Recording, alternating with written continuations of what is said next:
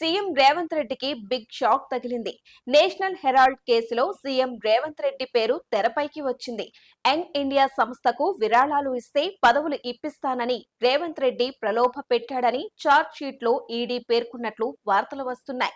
రేవంత్ రెడ్డితో పాటు కాంగ్రెస్ నాయకుడు పవన్ బన్సల్, దివంగత నేత అహ్మద్ పటేల్ పేర్లను చార్జ్ షీట్ లో చేర్చింది ఈడీ.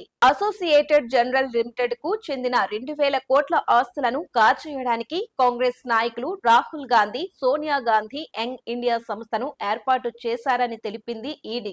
యంగ్ ఇండియా సంస్థ ఏర్పాటుకు 2019 నుంచి 2022 మధ్యలో విరాళాల రూపంలో డబ్బులు వసూలు చేసి పదవులు ఇప్పిస్తానని రేవంత్ రెడ్డి ప్రలోభ పెట్టాడని చార్జ్ షీట్ లో పేర్కొంది ఈడీ.